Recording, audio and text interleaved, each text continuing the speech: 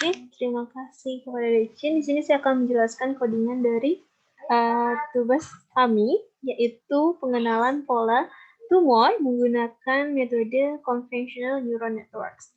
Jadi yang pertama kami lakukan yaitu menginstal Kaggle. Jadi setelah kami menginstal Kaggle, di sini kami mengupload Kaggle-nya sehingga Kaggle-nya akan terkoneksi langsung ke Google Colab sehingga kami tidak perlu mendownload filenya dari Kaggle dan menguploadnya secara otomatis. Jadi dengan menggunakan pengkoneksian terhadap Kaggle ini, datanya akan otomatis langsung diambil dari Kaggle-nya sendiri seperti itu. Jadi yang kami lakukan cukup memasukkan Kaggle JSON-nya. Setelah diupload, maka akan langsung terkoneksi ke Kaggle saya. Bisa dilihat di sini username-nya. Ya. Setelah itu di sini kita buat jalurnya, jalur dari Kaggle-nya.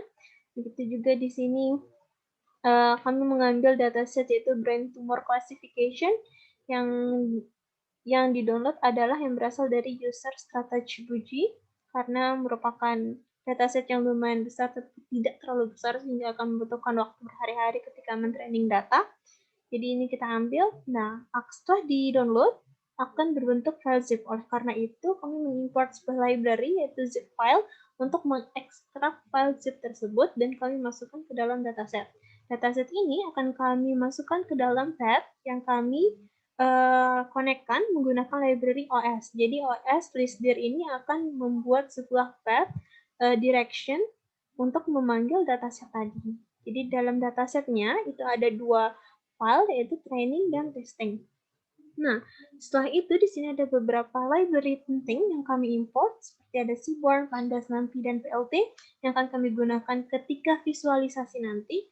Ada GV2 yang kami gunakan untuk membaca citranya, ada TensorFlow juga, ada data generator untuk membuat data kami lebih bervariasi sehingga mengurangi resiko terjadi overfitting nanti ketika sebelum dilakukannya training menggunakan CNN-nya. Kemudian di sini ada OS lagi, kemudian di sini ada Shuffle untuk mengacak data, ada Trend Test Split untuk membagi data menjadi training dan testing, ada di sini Efficient Need BO, ada Early Stopping, Reducing Float, TensorBoard, ada Model Checkpoint juga, dan di sini ada Classification Report dan Confusion Matrix untuk membantu kita melihat reportnya dari setiap klasifikasi yang terjadi, dan juga confusion matrix yang berfungsi untuk melihat berapa kali nantinya image tersebut dideteksi salah seperti itu.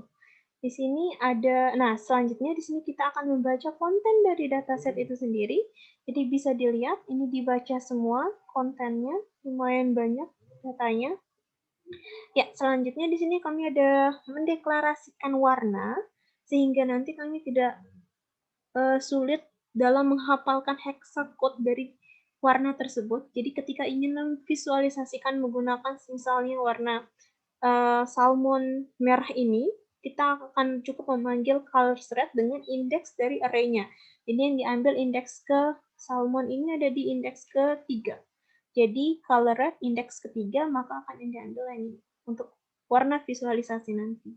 Setelah itu, di sini kami memasukkan labels ke dalam 4 jenis tumor yang sudah dijelaskan oleh teman saya, yaitu ada glioma tumor, tumor, myeloma tumor, dan Pretty tumor. Jadi labels ini fungsinya banyak. Labels ini pertama akan digunakan ketika membagi data menjadi data training dan data testing. Digunakan juga ketika nanti akan memprediksi apakah tumor tersebut tumor jenis apa gitu. Jika nanti hasil prediksinya adalah 0, maka dia adalah glioma tumor sesuai dengan indeks labelnya. Begitu juga dengan hasilnya 2, berarti dia no tumor, myeloma tumor, dan Pretty tumor. Jadi bisa dilihat di sini, saya memanggil labels 0, yaitu glioma tumor. Ketika saya memanggil labels lainnya, akan terpanggil sesuai dengan jenisnya. Ya, di sini kami membagi data train dan data y-train dengan training dan testing dengan masing-masing labelsnya. Di sini kami juga mengubah atau meresize gambarnya yang awalnya berukuran 512 pixel kali 512 menjadi 150 kali 150. Kenapa kami mengurangi size-nya? sehingga nanti ketika di training, waktu yang digunakan tidak terlalu lama, dan juga size-nya 150 ini tidak terlalu kecil dan juga tidak terlalu besar, sehingga tidak banyak fitur dari citra tersebut yang hilang. Jadi ini bisa dilihat, diambil sesuai dengan tab-nya yang sudah kita deklarasikan di atas. Kita panggil foldernya, sehingga di sini terdapat 8 folder dari masing-masing labels. Jadi masing-masing labels yang 4 tadi memiliki 2 data, yaitu training dan testing. Nah, selanjutnya di sini kami mengolah datanya. Kita panggil datanya berdasarkan labelnya masing-masing. Selanjutnya di sini ada kita shuffle datanya, sehingga nanti ketika di-run ulang, data yang diperoleh itu data yang di-train dan di-test itu bukanlah data yang sama. Jadi selalu diacak seperti itu. Di sini akan kami lihatkan jumlah dari data shape-nya.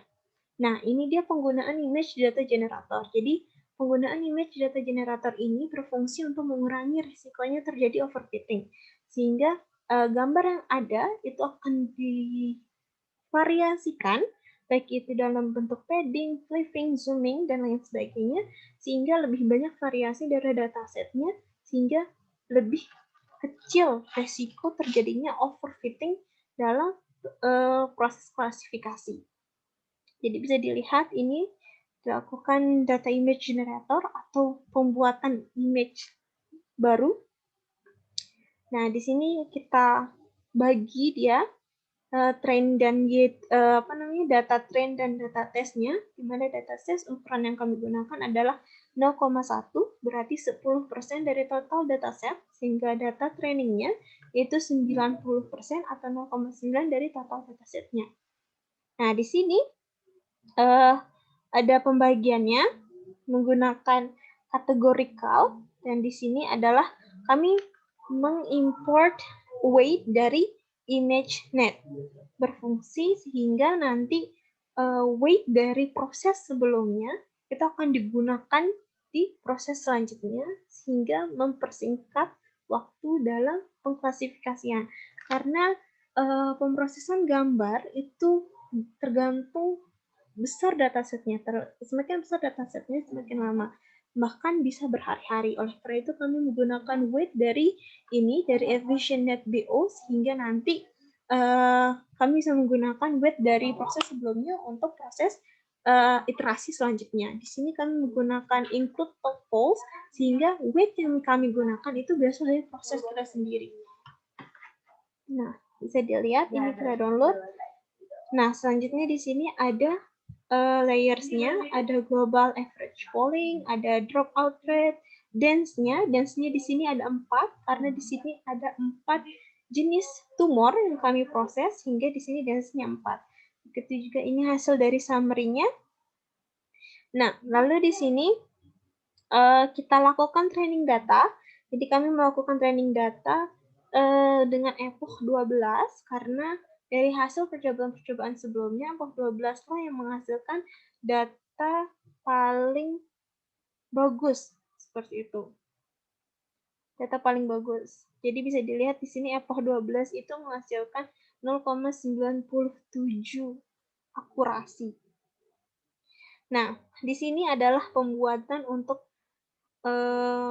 visualisasi antara nilai akurasi, nilai loss, variable akurasi, dan variable loss-nya. Jadi bisa dilihat, ini visualisasinya, dan ini penggunaan yang tadi, yang pendeklarasian warna di atas. Jadi yang di sini digunakan color green indeks kedua, green indeks ketiga, indeks kedua, indeks ketiga. Bisa dilihat perbandingannya. Nah, selanjutnya di sini bisa kita lihat model predict-nya, sehingga kita bisa melihat nilai dari precision, recall, dan FE score, dan support-nya. Jadi bisa dilihat rata-rata di atas 90, jadi dapat disimpulkan bahwa model yang kami jalankan ini lumayan bagus. Nah, di sini kami akan melihatkan dari confusion matrix-nya. Confusion matrix sendiri itu berfungsi untuk berapa kali data disalahartikan atau disalah prediksi. Jadi bisa dilihat glioma tumor berapa kali disalah prediksi terhadap no tumor, begitu juga terhadap glioma tumor, seperti itu. Begitu juga yang no tumor berapa kali disalah prediksi terhadap glioma tumor, dan lain sebagainya. Nah, di sini kami membuat sebuah widget atau button yang nanti ketika diklik oleh user akan memunculkan file user sehingga user dapat mengupload gambar kanker atau tumor otak yang nantinya akan diprediksi oleh mesin kami. Jadi ini bisa dilihat ketika P-nya itu 0, maka indeksnya itu 0, maka akan dipredik sebagai glioma tumor. Ketika P-nya 1, maka akan dipredik sebagai tidak adanya tumor dalam gambar tersebut. Ketika 2, dia akan menjadi minioma tumor, dan ketika 3 atau yang lainnya, dia akan menjadi pretty tumor. Di sini adalah button untuk mempredik. Ini tadi button untuk mengupload gambar yang akan diprediksi. Yang ini adalah button untuk memprediksi gambar tersebut. Jadi di sini bisa kita lihat uploadnya masih bernilai 0, berarti belum ada gambar yang diupload. Oke, ketika saya akan mengupload, sini akan saya mencari data training. Ini di sini.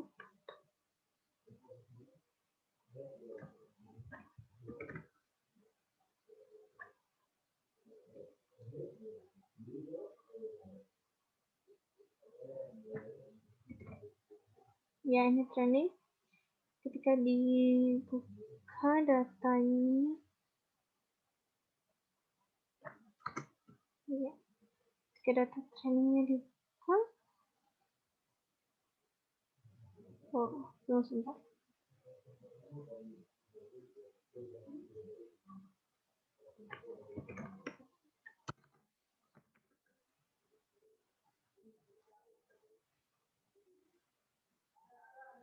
Kita akan mencoba yang ini, yang minioma tumor. Jadi ketika kita upload, nggak ada. Masa nggak ada? Gimana? Di situ katanya. Oke, di sini kita mengklik button upload. Di sini kita ada pilihan di data testingnya, kita bisa lihat ada 4 levels. Saya akan memprediksi yang minioma tumor, jadi kita asal pilih saja. Oke, kita open.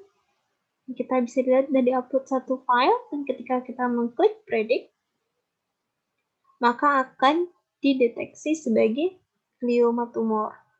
Seperti itu. Kita upload ulang. Misalnya saya menggunakan tumor. Saya menggunakan tumor. Jadi bisa dilihat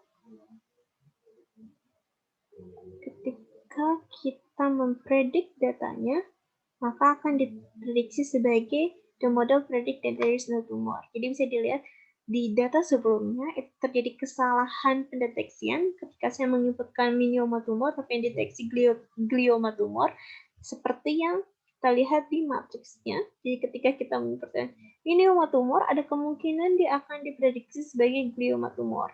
Tetapi ketika kita menginputkannya no tumor, yang kita temukan no tumor, itu jarang sekali terjadi kesalahan pendeteksian. Cuma terjadi sekali sebagai glioma tumor.